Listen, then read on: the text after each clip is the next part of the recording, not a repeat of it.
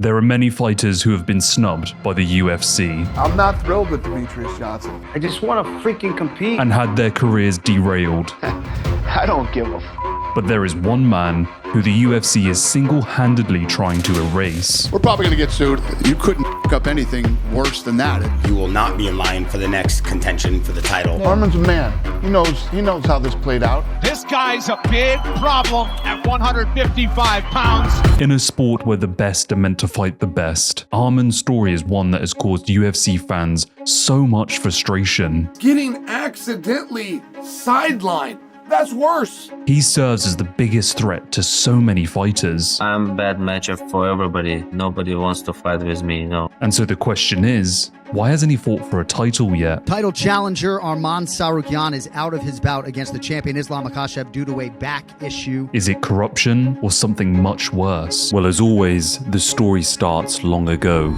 It's December 12th, 2015. Arman Tsarukyan, an 18-year-old Georgian-born, Russian-raised son of a millionaire, is fighting in his second ever professional MMA fight. After winning his first in devastating fashion, he had left his pursuit of professional ice hockey behind. Lured to the violent, blood-soaked waters of MMA, Arman stands ready to engage. A life of athletic endeavors has led to this very moment. He circles out, using technical footwork, landing jabs, and then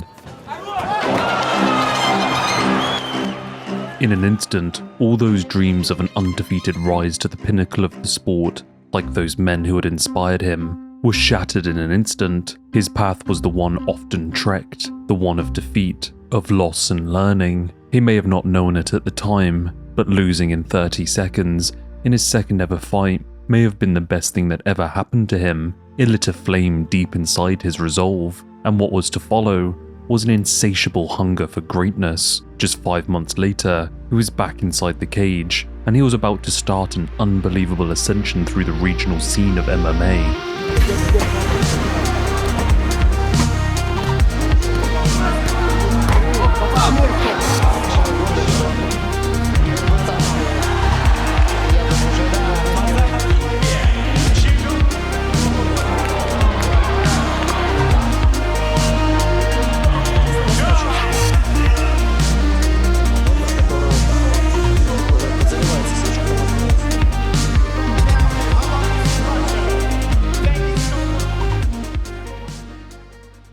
Over the course of 2 years, Arman would string together 12 incredible victories in and out of Russia against some decent level competition. His skill set was clearly improving fight after fight, whether it was submissions, punches or decisions. Arman always had a path to victory. What was more impressive was the fact that he was doing it whilst fighting 4 or 5 times a year. The wear and tear on his body would have been unimaginable, but Arman was propelled on by something altogether otherworldly. His amateur fights showcased his incredible wrestling background, dominant and slick on the ground, his pressure and ground game leagues above his competition. But unlike many men who ventured deep into the world of the art of 8 limbs, Arman backed up his ground game with a versatile and effective striking game. There was little doubt that Arman's performances, despite his early on loss, had caught the attention of matchmakers in much larger organizations. There was little doubt that his dream of fighting in the UFC was close at hand. In early January, the UFC set up a fight night to take place in St. Petersburg, Russia. It was the second time that they had ever visited the country,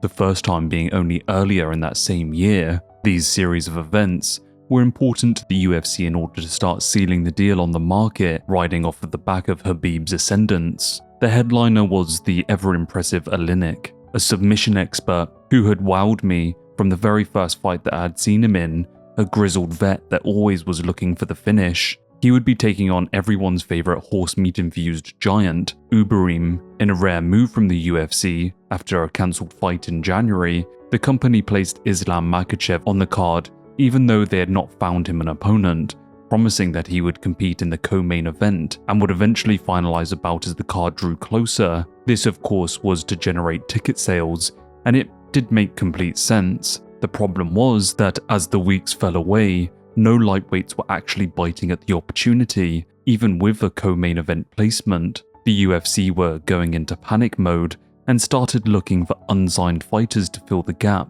and on short notice, one man was ready to step up and assert himself. Arman Tsarukyan making his UFC debut here in St. Petersburg.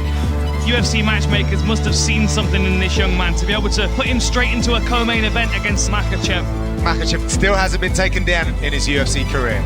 Oh, look at that! My goodness, what a scramble! You're watching something that's so high level, the finesse in which they're both operating. 30-27, 30-27, and 29-28 for the winner by unanimous decision, Islam Makhachev. The co-main event was a 3-round grappling clinic, showcasing the absurd level of both fighters' ground prowess. In round 1, Tsarukyan started aggressively with kicks, but naturally the formidable mountain dweller Makhachev closed the distance, executing a slick foot sweep leading to mount. Tsarukyan scrambled well, briefly reversing and attempting a guillotine, but Makhachev maintained control for much of the round. Round 2 saw more back and forth action, and by round 3, Tsarukyan appeared fatigued from Makhachev's relentless pressure, shades of his longtime partner in blood Khabib. Makhachev dominated positions along the fence and on the mat, wearing down his opponent. The judges would ultimately score it 30-27, 30-27, and 29-28 for Makhachev, giving him a unanimous decision victory after a grueling and hard-fought 15 minutes. It was a close, competitive competition, but Makhachev's experience and energy prevailed. What stood out though was Tsarukyan's toughness in his debut despite the loss. Makhachev admitted he expected a bigger ground advantage, but would ultimately praise Tsarukyan's strength. Arman may have lost the fight, but it was as impressive as UFC debuts go. Islam was on a 4-fight winning streak, and in that short run had looked like a deranged psychopath tearing through his opponents after he had suffered what he would call an embarrassing loss. Islam was making statement after statement, trying to erase that blemish on his legacy. In Arman, fighting for the first time in the UFC under the brightest lights in the co-main event with unimaginable pressure on his back, gave Islam what many consider his most difficult and testing fight of his career. Even now, not only did Arman take the second round on one of the judges' scorecards, but many media members and fans gave him that second round also. The UFC would award the bout as fight of the night. It would ultimately go down in history as one perfect debut despite a loss. The UFC were naturally impressed with Arman and would give him another fight just a couple months later against the 5-year UFC Canadian vet Aubin Mercier. Arman would go on to dominate the fight, putting on an impressive performance and proving that he really did indeed belong in the UFC, and with time, that win would certainly go on to age like fine wine. Aubin Mercier, since that loss, went on a 10-fight winning streak in the PFL, winning both the 2022 and 2023 lightweight tournaments, and in turn becoming a multi-millionaire, retiring from the sport, and good for him. It's nice to see a happy ending for fighters who are footnotes in others. What a great way to end a career in this sport, and this game rarely provides fairy tale endings like that. After the pandemic threw a spanner in the works, it would ultimately take Arman just over a year to return for his third fight in the promotion. He would eventually find himself across the cage from Davy Ramos, and this fight would continue what would amount to be an impressive winning streak. Just 25 years old, and his star is still very much on the rise at 155 pounds. I'm a bad matchup for everybody. Nobody wants to fight with me, because I can do everything. Wrestling, striking, grappling, everything. When you watch this man, it's almost impossible not to be impressed. Over the course of 2 years, Arman would face 4 killers of the lightweight division, men who, over the course of their careers, had floated in and out of the top 15. After 2 dominant unanimous decisions over both Davy Ramos and Matt Frevola, Arman would finish his next 2 opponents in brutal style, showing that he was not only a dominant striker and grappler, but he also had the ability to starch people and knock them out. This cog in his machine meant that he was a legitimately terrifying threat in the division. Now riding an incredible 5-fight winning streak, the UFC thought it was time to truly promote him. This led to a very important matchup indeed. On May 31st, 2022, it was announced that Arman would be competing in his first main event against a man many were considering to be the next big thing, Mateusz Gamrot. The matchup was pretty perfect, to be honest. Many fans considered both of them to actually be future champions of the division, and I distinctly remember when the matchup got announced, being surprised that the UFC actually put two men with a lot of wind in their sails against each other. It seems oftentimes that the UFC actually prefer kind of protecting rising prospects, rather than creating a bout that inevitably derails one. Regardless, the matchup promised to be a showcase of skill and talent, both men sharp and crisp on the feet, but also with two marvelous ground games. Gentlemen, after 5 rounds, we go to the judges' scorecards for a decision. All 3 judges scored this contest 48-47 for the winner by unanimous decision.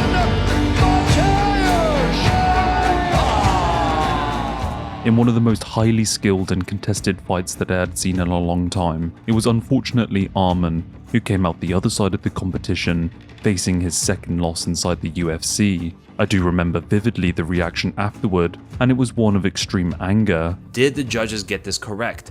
They did not. Arman Tsarukyan should have won this fight by 48-47. He should have won the first, second, and fourth rounds. This was amazing. It fully delivered. I know everyone right now wants me to talk about the decision because I don't agree with the decision. Very few people disagreed with the fact that Arman more than likely should have walked away being declared the winner. I, for one, did honestly feel like Arman had done enough. But to be honest, I didn't feel like it was a robbery in any way, and that it very much could have gone either way. So it did surprise me when there was such vehement discussion online regarding the scorecards. The fact is, despite all the back and forth, the true winners that night were the fans. We got to watch one of the most talent-rich fights in a long time, a back and forth masterclass in grappling and striking that showcased just how truly great the lightweight division was in terms of its pool of fighters. After all, these men were competing for a ranking outside of the top 10. If anything, neither men lost their standing in the division afterward. They were equally destined for greatness. It was a shame that Arman's picturesque catapult to the top of the sport was once again sullied, but such is this most honest of sports. You win or you learn, and Arman being so young, just 25, there was only opportunity to turn into an even more terrifying prospect. Arman was not one to sit by idly though, and decided to get back on the horse early in order to work his way back up the rankings. This time though, with far more fans at his back, as many had empathized with such a miserable, undeserved loss. The UFC lined them up, and Arman was set to knock them down. In a calendar year, Arman would defeat both Damir Ismagulov and Joaquim Silva. Damir was a particular boogeyman, riding a 19-fight winning streak that included a healthy run in the UFC, and an even better run as a champion in M1 Global. Big things were expected of the Russian, but he fell one and the same, crushed by the sheer talent of Arman. Next was Joaquim Silva, a less talented opponent, but one of the few men actually willing to step up and face Arman. Regardless, it did not go well for the man. Arman was looking on top form, and the stars were aligning once again for a great fight. On October 23rd, 2023, it was announced that Arman would finally have his chance at a top 5 ranking when he was called upon to face Beneil Dariush. This was Arman's chance to finally put all doubts to rest and assume his rightful place amongst the lightweight elite, and he wasn't about to let the opportunity fall by the wayside.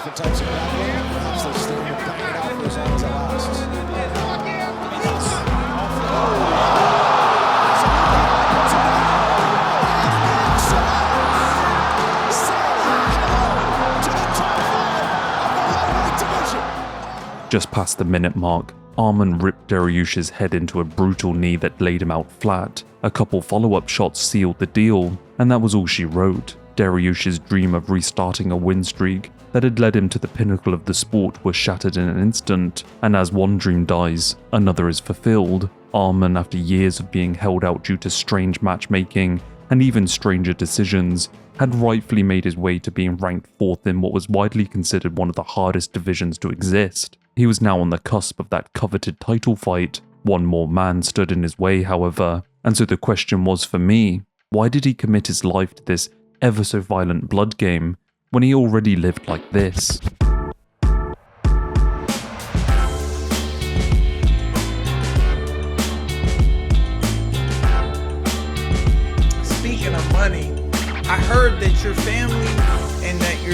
family's money comes a bit from construction, or did you guys just build entire cities? Where does your family money come from? I don't mean to pry or anything. No, my father just in construction, and he does like he has his own business, and nothing big, nothing like people think like he's a billionaire. See, with Arman, it's much deeper than money or fame. Be from the rich family is good too. You don't rush and you take your time and you want, and you don't think about money, you know, your head just focus on your fighting. Yeah. We have seen many examples of fighters who make it to the top, and when they are pulled from the poverty that they have often come from, they become lost on the wayward path, distracted and corrupted by the power that money holds. For a lot of fighters, the real fight out there, on the way up through the rankings, is not knowing where the next meal comes from. When we talk of this situation, it is often Conor McGregor who comes to mind, a man who was catapulted to the unreachable heights of the single greatest icon of this sport, and he was driven by a desire to not only be the best, but also to have more things and money than he could ever desire, and when he got it, well, Dustin said it best. Because that's a lot of the motivation for fighters, is to one day have that money where your family's going to be taken care of for life. You hit that spot, and then what keeps you going? How do you remain a student in that spot?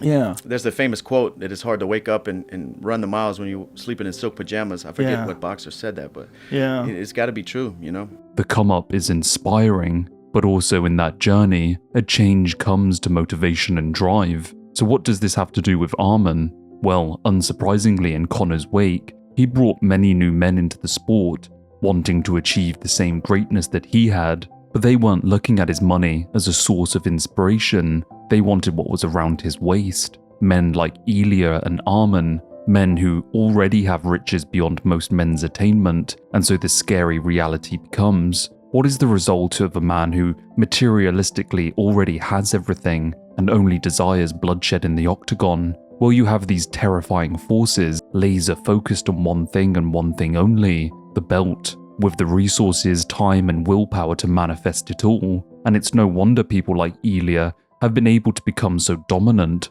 And now naturally, it was Arman's turn. He was so close and ready to prove himself.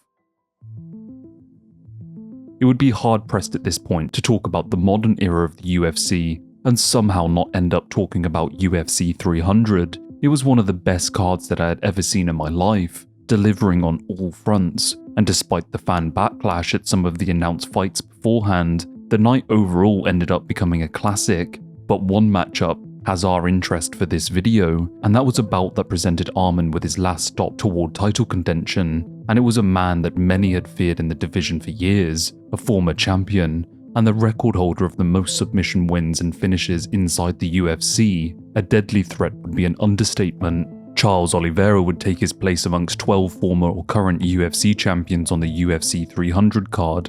Fight week may have overshadowed their fight, but the competition itself was dramatic. This was it. This was Arman's final hurdle. Mike Bell scores the contest. 29-28, Oliveira. Adelaide Burr scores it. 29-28, Tsarukyan. And Rob McCarthy has it.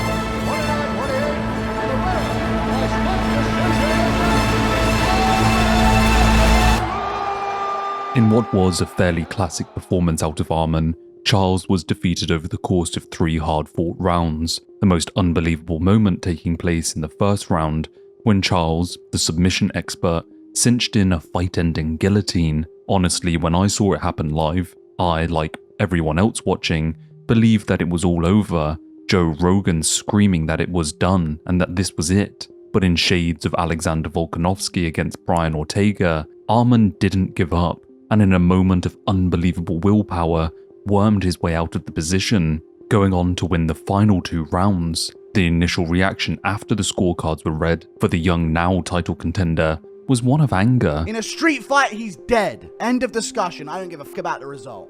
Let these losers fight for the lightweight belt. They'll be gone eventually and we'll have some real Western chads scrapping it out like a cage fight. It is no surprise that the always fan favourite Charles was defended tooth and nail online, but I have to say now, a year or so removed from the event, it's a fairly clean victory for Arman. There is no controversy, and with it, Arman had now secured his shot at the title, stringing 4 wins together against some of the best the lightweight division had. Dana White stated clearly that this was the next move for the company, but there was one more controversy to follow. On his walkout, for whatever reason, Arman punched a fan, and Dana was not happy to say the least. We're probably going to get sued. We'll deal with that on Monday, too. Thank you. All right. Arman would be suspended for 6 months in total after providing his anti-bullying campaign video. It essentially meant nothing, to be honest, as this would be the typical timeout for any fighter anyway. The only thing that he did lose was favor with the head brass of the organization, who, as you could imagine, aren't exactly fans of controversies or potentially getting sued. Not that they would ever use such moments for promotional material, am I right? Anyway, it's relevant for what's to come later in the video, so take note on that. But the suspension was only for Las Vegas, meaning that he could actually fight elsewhere, and so a little thing that happened that most people don't know is that after the fight backstage, Hunter Campbell approached Arman and asked him if he would be willing to take a fight against Islam in 7 weeks' time, which is relatively short notice. Most men would naturally jump at the opportunity. Arman said that he would think about it, but would ultimately later decline, deciding that there was simply not enough time from this fight to get back in camp and train for a title shot against an absolute beast. This would certainly prove to come around and bite Arman on the ass, because the UFC wants all of their fighters to bow down and do exactly what they say, I suppose. 7 weeks later, Islam would instead face Dustin, coming off of a singular win against Benoit Saint-Denis. Arman would go on to serve his suspension, and then the announcement everyone was expecting came. January 18th at the Intuit Dome in Los Angeles, California. It will be headlined by the pound-for-pound #1 ranked fighter in the world and lightweight champion Islam Makhachev, taking on #1 contender Arman Tsarukyan. Arman really did represent the greatest threat to Islam, a man on the cusp of setting a new record for the most defenses of the lightweight title, one step closer after choking Dustin out in an absolute war. Their first fight all those years ago was so competitive that it was extremely hard to believe that Arman hadn't caught up with Islam in skill. His performances over the last few years had shown that he could potentially be the kryptonite to Islam's domination, and I think in a lot of ways, fans really did want someone who presented more of a challenge to Islam.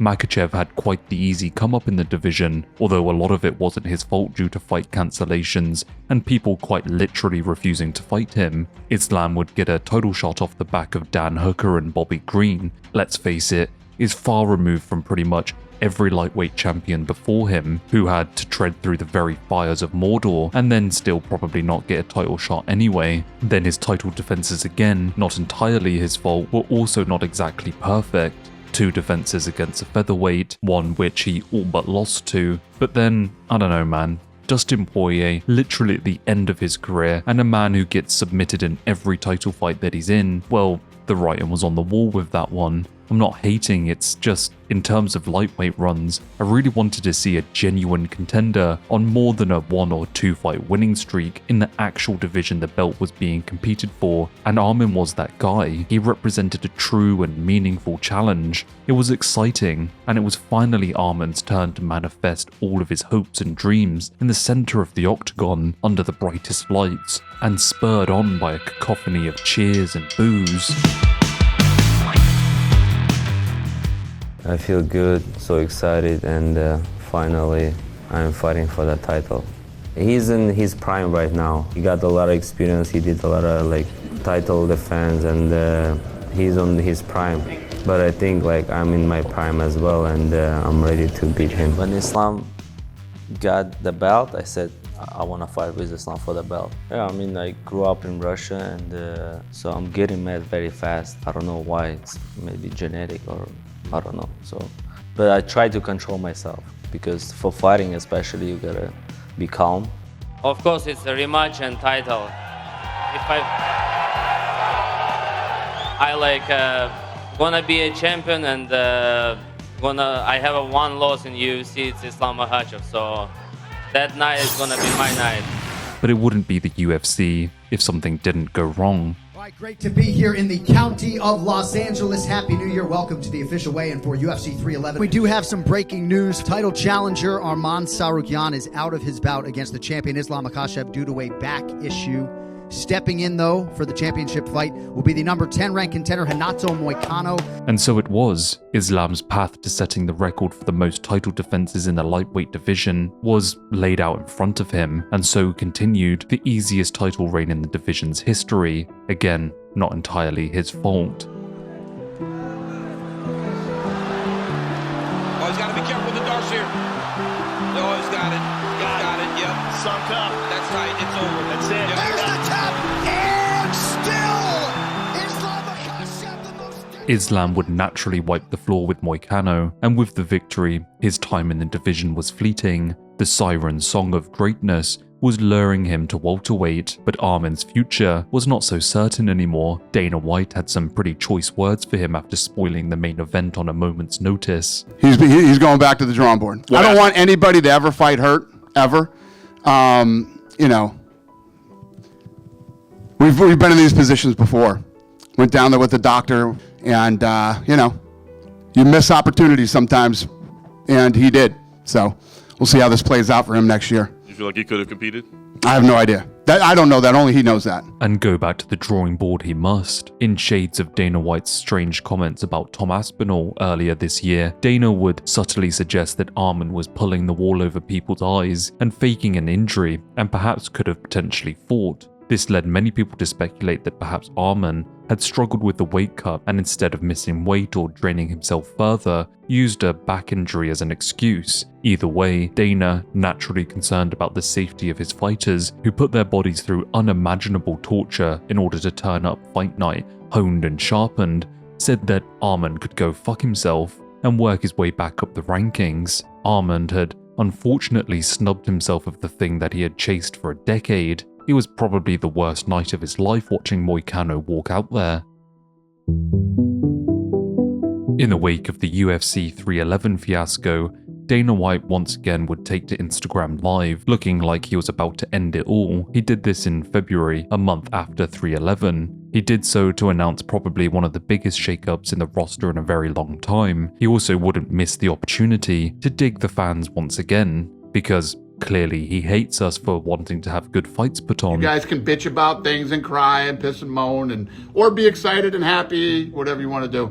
Number 1 ranked former champion Alex Volkanovski will be taking on number 3 ranked Diego Lopez for the vacant UFC featherweight title. UFC 314, Alexander Volkanovski versus Diego Lopez, would signify Ilya becoming a man of his words, promising for the longest time that he would eventually move up to lightweight in an attempt to achieve the rare and prestigious honor of becoming a 2-divisional champion. The man that would naturally be standing across from him was a formidable beast in his own right, the man who many believed could hand the Georgian his first loss in the sport. But it left one question unanswered, pertinent to this video. What the hell was going to happen with Arman? His chance at getting back towards Islam was now ash and dust scattered into the wind. They were not lying when they said that he was indeed going back to the drawing board, and now letting Ilya move up and vacate his title was really the nail in the coffin. The super fight potential of Ilya and Islam was simply too much to ignore, so Arman was most certainly going to have to wait a long time to get his title fight, or perhaps even still, get another fight under his belt considering the damage that he had supposedly caused.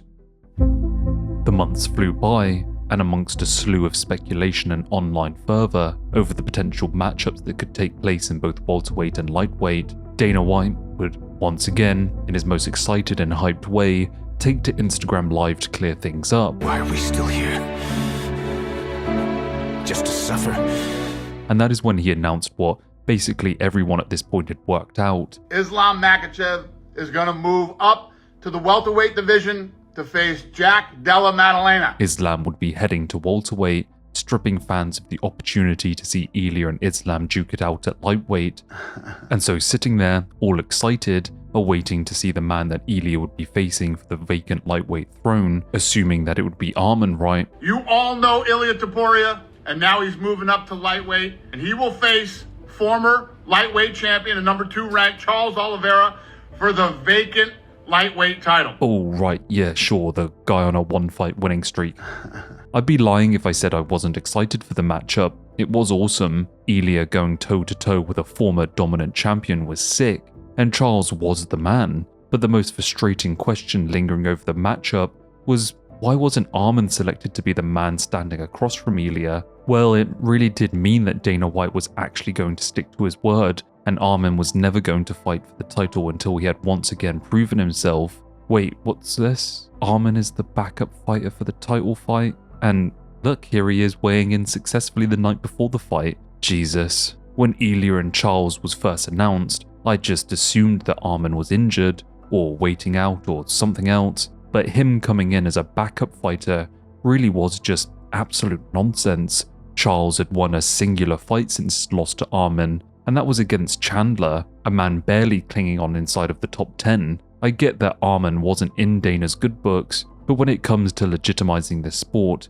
having a guy come in as a backup fighter for a dude he literally just beat is simply ridiculous, and the lightweight division has been full of this crap for the last few years. Dustin getting a title shot off of being head kick KO'd and then rebounding with a win over 12th ranked Saint Denis is just another example of this stupid crap the UFC has been doing for decades at this point. Fans want fresh blood, not the usual suspects stepping in, and I get that it sells tickets, but that isn't everything in this game. Okay, so anyway, Arman steps up, weighs in successfully, didn't punch a fan in the face, so that means he is obviously going to be in the UFC's good books, right? Surely he has now curried favor with the organization. Let's see what Dana White had to say after Ilya had done his thing in the main event. You know, the guy had the opportunity to fight for a title and didn't make weight. You couldn't fuck up anything worse than that. Now that he's not fighting for the title and he was here as a backup fighter, he made weight, so it's definitely a step in the right direction. Okay, so I guess Arman is still fucked. Guess he has to win another fight. On the 1st of October 2025, it was announced that Arman Tsarukyan would be taking on number 6 ranked Dan Hooker for a fight to take place 7 weeks later in the main event of Fight Night Qatar. To be honest, I thought it was a good matchup. Dan Hooker was pretty undeserving of a matchup against the number 1 ranked in the division, but what he was instead was a very popular fan favourite, an absolute joy to watch. He is basically your favourite fighter's favourite fighter, but it was pretty fair from the UFC as well to give Arman an easier stylistic matchup in order to earn his way back to fighting for the belt. This matchup was Arman's chance to prove that he could weigh in, behave himself, and be trusted once again to be top build and a spearhead of a future pay-per-view. And what an exciting build-up to a fight it was to be. I don't like Arman Tsarukyan. He's pissed me off talking shit on the internet. We both think each other is shit. One of us is right and one of us is wrong. But we're gonna find out. Somebody's getting knocked out. I want to fight him because we don't like each other. Fuck him, I'm gonna knock him out. I bring for this matchup fighting spirit that Hooker never can stop. He doesn't know how to wrestle, and I'm more well-rounded. I know my skills, I know me. I'm gonna tell him where a fight is going to be. I've been able to last this long just through grit and determination. I enjoy fighting, I enjoy having a hard fight and a blood and guts war. Just wanna send message for Dan Hooker, I'm coming for you. He is the best fighter in the division. I feel like skill for skill, including the champion. So if there's anyone that I want to fight, it's gonna be the best guy to truly prove myself. And the Hangman Hooker, he said he's here to cause chaos and came in the head of that man, Arman Tsarukyan. He thinks this is going to be easy money. Doesn't get the choke. Yeah, you can tell Dan's kind of waiting. Oh, there it is. Now. This is coming hard for Dan Hooker. Looks like he's coming down. And he submits the Hangman. Tsarukyan is back in contention. Dan Hooker would be submitted in round 2 of a fairly great matchup that truly displayed the development of Arman's game. He looked cool, calm and collected as he pieced Dan apart, both on the feet and on the ground. He really did outclass a man who had been a perpetual gatekeeper to the top 5 and oftentimes immediate title shots. Most expected that with such an emphatic performance, that Arman would quickly find himself being matched up with either Topuria or perhaps even an interim title fight, which had been rumoured since Ilya had stepped away from fighting in order to deal with a custody battle and a divorce. Arman was confident in the post-fight interview that he had done everything in order to be considered. I came here just to show everybody that I'm real contender number 1 and I want to fight for the title and I have to fight for the title. Well, as we know with Arman, things don't end up perfect in this most brutal of games. Shortly after the fight, Dana would take to Instagram once again to announce another very exciting matchup, and it was what we were expecting, right? Right, guys? Oh no, it's Paddy Pimblett versus Justin Gaethje. Brilliant. Upon announcing the fight, the internet was naturally pretty dumbfounded as to why a man on a one-fight winning streak was fighting a guy barely scratching the surface of the top 5, especially when Arman was literally right there. Well, in the build-up to the matchup, Dana would clarify why Arman was not selected to fight for the interim title. Arman's a man. He knows how this played out. He knows how this all went down behind the scenes. He knows. Yeah. We all fucking know. I don't ever talk about this shit publicly. Arman knows.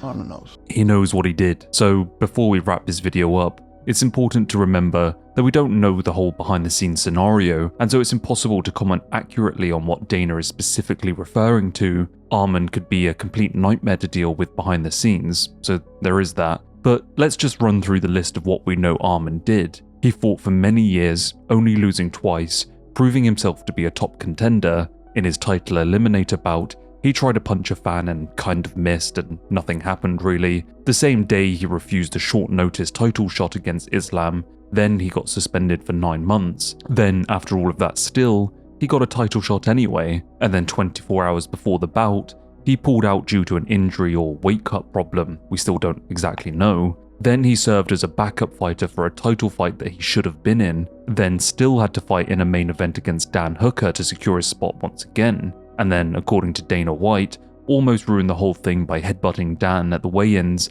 something many fighters have done many times over and have never been punished or called out for, and for all that, he was not in this matchup against Paddy Pimblett or Justin Gaethje, and so for all of that, Dana has altered and iced his career for what eventually will be 1.5 to 2 years. UFC 311, his first title shot, was in January of 2025, and to be honest, I don't see a path to him fighting for the title till at least January 2027, because the division has to sort itself out from here. Does this all really seem fair? That's the question I'm trying to get to in this video. So briefly before I make my closing statement, I want to clarify some things that happened after I started making this video. That of course is Arman's RFA match in which a brawl happened at the end, then he appeared at UFC 326 in handcuffs, clearly implying that the UFC needs to unleash him on the division and symbolizing much of what I've already discussed. He then, as of recording of this video last night, choked Muhammad Mokaev to sleep, which will most definitely get him back in the UFC's good graces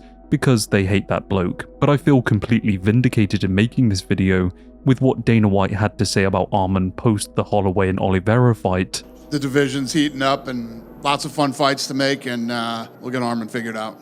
I'm not thrilled with Arman right now. And there's a lot of different reasons. It's not just the stuff that you see publicly. Care to elaborate on any of those reasons? No. So where does this all leave Arman? Well, I don't think the future looks great for him. Let's run down the list.